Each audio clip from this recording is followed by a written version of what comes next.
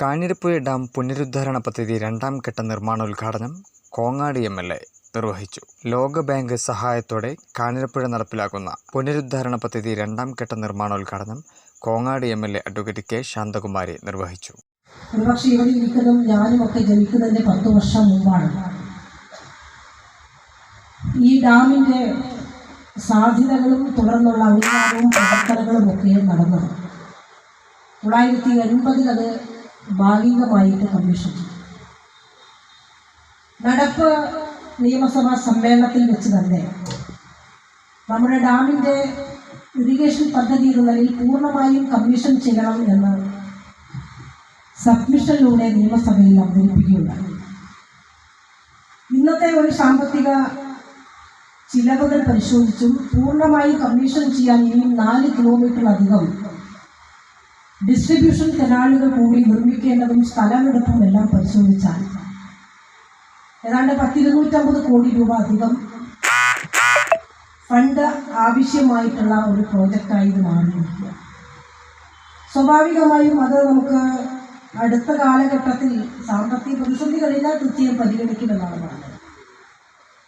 പക്ഷേ ഈ ഒരു ആവശ്യം ദീർഘനാളായി ഒരു 6 പതിറ്റാണ്ടിനപ്പുറത്ത് നമ്മുടെ നാടിൻ്റെ ഒരു വികാരമായി മാറിയിട്ടുള്ള കാഞ്ഞിരപ്പുഴ ഉദ്യാനവും ഇറിഗേഷൻ പദ്ധതിയും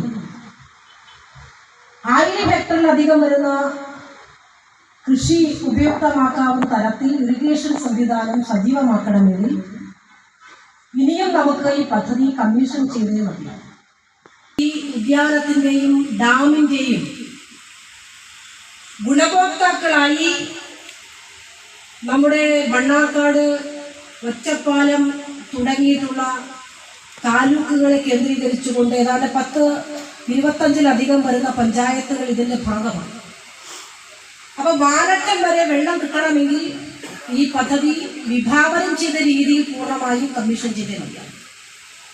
അതേസമയം ഡാമിൻ്റെ ഇംപ്രൂവ്മെൻറ്റ് കാലാകാലങ്ങൾ നിർവഹിച്ച് പോയേ മതിയാവില്ല. അപ്പം അതിൻ്റെ ഭാഗമായി 1ാം ഘട്ട ഇംപ്രൂവ്മെൻറ്റ് നടന്നു. അതേതാണ്ട് 3-4 വർഷം, ഒരു 5 വർഷം മുമ്പാണ്. അതിൻ്റെ ഭാഗമായി വെള്ളം കെട്ടി നിൽക്കുന്ന വിയർ അല്ലെങ്കിൽ അതിൻ്റെ ഡാം പൂർണ്ണമായി വറ്റിച്ച് ചോർച്ചയുണ്ടായത് അടച്ച് വെള്ളം നന്നായി നമുക്കതിൽ സ്റ്റോർ ചെയ്യാനുള്ള കപ്പാസിറ്റി ഉൾപ്പെടെ 1ാം ഘട്ടത്തിൻ്റെ ഭാഗമായി നിർവഹിച്ചു വരുന്നതാണ്.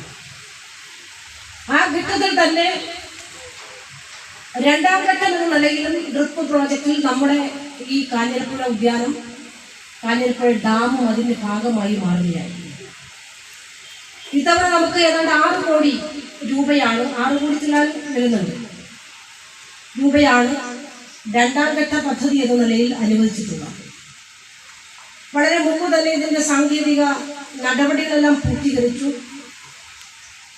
കമ്പനി ഇത് ചെയ്യുന്ന കമ്പനി കർണാടക കേന്ദ്രീകരിച്ചൊരു കമ്പനിയാണെന്നുള്ള എൻ്റെ ഓർമ്മ. അവരുൾപ്പെടെ ഇതിൻ്റെ നടപടികളെല്ലാം പൂർത്തീകരിച്ച് എഗ്രിമെന്റ് വെച്ചതാണ്. വളരെ നേരത്തെ തന്നെ ഒരു 1.5 മാസം മുമ്പ് തന്നെ ഇത് തുടങ്ങണമെന്ന് നമ്മൾ ആഗ്രഹിച്ചിരുന്നു. കാരണം വർക്ക് ഏറ്റെടുത്ത് കഴിഞ്ഞാൽ അവർക്ക് സ്ഥലം കൈമാറി കൊടുക്കണം, മറ്റു കാര്യങ്ങളൊക്കെ ഉണ്ട്. ചില പ്രദേശങ്ങളെല്ലാം ഫോറസ്റ്റ് ഡിപ്പാർട്ട്മെൻറ്റിൻ്റെ കൂടെ സഹായം ആവശ്യമുള്ള വർക്കുകൾ കൂടി ഇതിൻ്റെ ഭാഗമായി വരികയാണ്.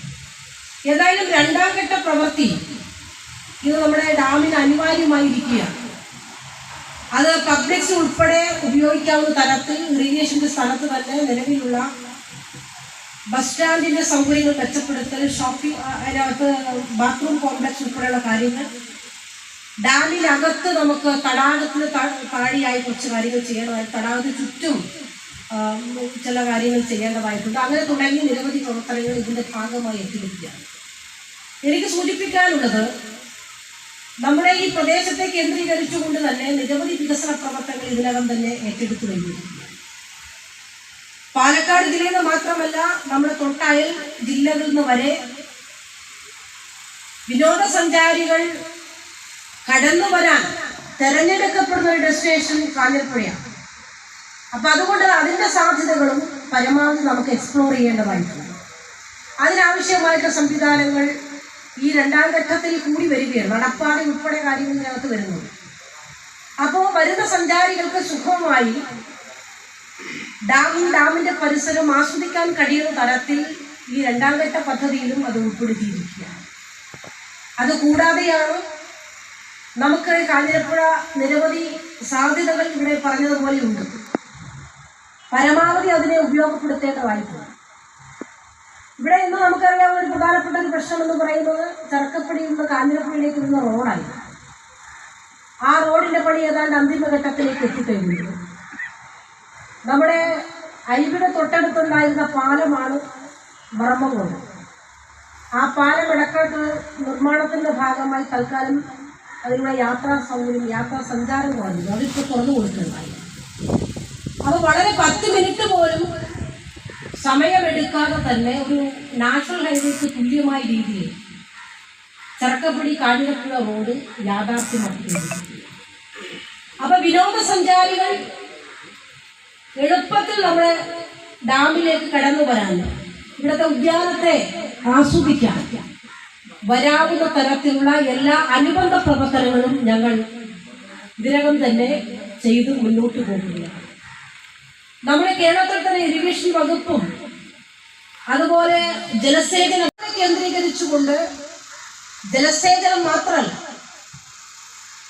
നിലവിൽ ജലസേചന സൗകര്യമുള്ള അല്ലെങ്കിൽ ഏർപ്പെടുത്താൻ കഴിയുന്ന പ്രദേശങ്ങൾ കൂടി കൂടുതൽ ജലസേചനം നൽകിക്കൊണ്ട് കൃഷിയുക്തമാക്കുക എന്നുള്ളത് പ്രധാനപ്പെട്ട ഒരു അജണ്ടയായി നമ്മുടെ ഗവൺമെന്റ് ഏറ്റെടുത്തിരിക്കുക. രണ്ടാമത്തെ ഒരു കാര്യം, ഇത്തരം കേന്ദ്രങ്ങൾ കേരളത്തിന്റെ പ്രകൃതി രമണീയമായ പാരിസ്ഥിതിയെ സംരക്ഷിച്ചുകൊണ്ട് അത് ആസ്വദിക്കാൻ കഴിയുന്ന ടൂറിസം സംവിധാനങ്ങളെ കൂടുതൽ പരിപോഷിപ്പിക്കാനും ഈ വകുപ്പ് പ്രത്യേകമായി തയ്യാറായിരിക്കുകയാണ്. അതിൻ്റെ ഭാഗമായിട്ടാണ് ടൂറിസം ഇറിഗേഷൻ പോളിസി സംസ്ഥാന ഗവൺമെന്റ് പ്രഖ്യാപിച്ചു കഴിഞ്ഞു. അതിനാവശ്യമായ സർക്കാർ ഉത്തരവുകൾ ലഭ്യമായി കഴിഞ്ഞിരിക്കുകയാണ്. അങ്ങനെ വരുമ്പോൾ നിങ്ങൾ എല്ലാവർക്കും അറിയുന്ന പോലെ, മാധ്യമപ്രവർത്തകരെല്ലാം മനസ്സിലാക്കിയതുപോലെ, നമ്മുടെ കാഞ്ഞിരപ്പുഴ ഉദ്യാനവും ടൂറിസം ഇറിഗേഷന്റെ ഭാഗമായിട്ടുള്ള ഇറിഗേഷൻ ടൂറിസത്തിന്റെ ഭാഗമായ പുതിയ നയത്തിൽ ബൃഹത്തായ ഒരു പദ്ധതി പ്രദേശമായി ഈ കാഞ്ഞിരപ്പുഴ ഉദ്യാനവും മാറാനിരിക്കുകയാണ്. അതിനാവശ്യമായ എല്ലാ പ്രവർത്തനങ്ങളും മുന്നൊരുക്കങ്ങളും സാങ്കേതികമായ സർക്കാരിൻ്റെ അംഗീകാരത്തിന് വേണ്ടി കാത്തിരിക്കുക. അപ്പോൾ കാഞ്ഞിരപ്പുഴ കേന്ദ്രീകരിച്ചുകൊണ്ടുള്ള, ഇപ്പോൾ പലപ്പോഴും നമുക്കറിയാം കോങ്ങാട് മണ്ഡലം എന്ന് ചോദിച്ചാൽ ആദ്യം കാഞ്ഞിരപ്പുഴയും ശിരുവാണിയും മീൻവല്ലവും ഒക്കെയാണ് ആളുകൾ ചോദിക്കുന്നത്. ഇപ്പോൾ കഴിഞ്ഞ ദിവസം കേരളത്തിൻ്റെ ബഹുമാനിയായ മുഖ്യമന്ത്രി അടങ്ങുന്ന ക്യാബിനറ്റ് നമ്മുടെ ലോവർ വട്ടപ്പാറ ജലവൈദ്യുത പദ്ധതിയും അനുബന്ധ ടൂറിസം, ജലവൈദ്യുത പദ്ധതി എന്ന നിലയിലാണ് പാലക്കാട് ജില്ലാ പഞ്ചായത്ത് കോൺസ്റ്റിറ്റ്യൂട്ട് ചെയ്തിട്ടുള്ള പാലക്കാട് സ്മാർട്ട് ഹൈഡ്രോ കമ്പനിക്ക് ആ പദ്ധതി കൊടുക്കുന്നതിന് വേണ്ടി അംഗീകാരമായി. തുടർന്ന് നമുക്ക് ആറ്റില, തൊട്ടടുത്ത ചച്ചമ്പാറ പഞ്ചായത്താണ് ആറ്റില വെള്ളച്ചാട്ടം. ആ ആറ്റില വെള്ളച്ചാട്ടം അതിൻ്റെ സാധ്യതകളിൽ എക്സ്പ്ലോർ ചെയ്യുന്നതിന് വേണ്ടിയിട്ടുള്ള ബജറ്റിൽ നിർദ്ദേശം നൽകിയിട്ടുണ്ട്. അതിന് ടോക്കൺ അഡ്വാൻസ് ഗവൺമെന്റ് വെച്ചിട്ടുണ്ട്. അപ്പോൾ ടൂറിസത്തിന് ഏറ്റവും കൂടുതൽ സാധ്യതയാണ് കോങ്ങാട് മണ്ഡലത്തിലെ പടിഞ്ഞാറൻ മേഖല ഏറ്റവും കൂടുതൽ. കിഴക്കൻ മേഖല മിക്കവാറും നമുക്കറിയാം കാർഷികവുമായി ബന്ധപ്പെട്ട മേഖലകളാണ്, കൃഷിയാണ്. ഇപ്പോൾ പറളിയും മങ്കരയും കേരളശ്ശേരിയും ഒക്കെ നോക്കി.